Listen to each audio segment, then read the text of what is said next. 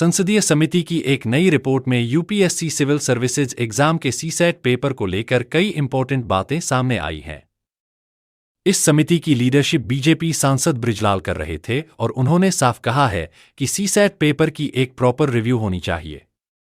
Report के अनुसार अभी का सीसैट पैटर्न सभी स्टूडेंट्स के लिए बराबर नहीं है, खासकर आर्ट्स और ह्यूमैनिटीज बैकग्राउंड वाले कैंडिडेट्स के लिए यह ज्यादा टफ हो जाता है।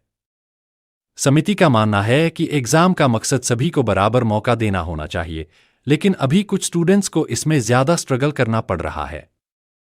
रिपोर्ट में यह भी बताया गया है कि सीसैट पेपर का लेवल और सिलेबस ज्यादा मैथ्स और लॉजिकल एबिलिटी बेस्ड है, जिससे साइंस बैकग्राउंड वाले स्टूडेंट्स को नेचुरल एडवांटेज मिल जाता है।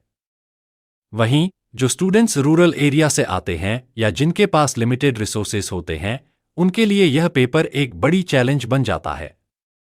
इससे एग्जाम की इंक्लूसिव नेचर पर असर पड़ता है। समिति ने यह भी कहा कि पेपर ऐसा होना चाहिए जो हर स्ट्रीम के स्टूडेंट्स को इक्वल अपॉर्चुनिटी दे, न कि सिर्फ एक तरह की स्किल को टेस्ट करे।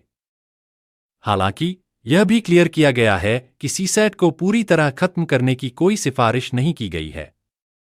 इसके बजाय समिति ने कहा है कि इसके सिलेबस को रैशनलाइज किया जाए और इसके डिफिकल्टी लेवल को बैलेंस किया जाए। मतलब यह है कि सीसैट सिर्फ एप्टीट्यूड टेस्ट करे, न कि किसी एक खास बैकग्राउंड को फेवर करे।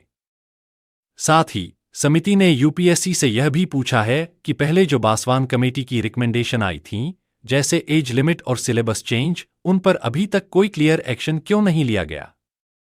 उन्होंने एक क्लियर रोड मैप बनाने को कहा है। अभी के टाइम में सीसैट पेपर यूपीएससी प्रीलिम्स का पेपर 2 है, जो 2011 से लागू है। यह एक क्वालिफाइंग पेपर है जिसमें कैंडिडेट को कम से कम 33% मार्क्स लाने होते हैं। अगर कोई इसमें फेल हो जाता है तो उसका जीएस पेपर एक चेक ही नहीं किया जाता। यही वजह है कि यह पेपर बहुत क्रिटिकल बन जाता है। ओवरऑल देखा जाए तो यह रिपोर्ट स्टूडेंट्स के लिए काफी इंपॉर्टेंट है, क्योंकि इससे आने वाले टाइम में एग्जाम पैटर्न में कुछ पॉजिटिव चेंज आ सकते हैं, जिससे सभी कैंडिडेट्स को फेयर मौका मिल सके।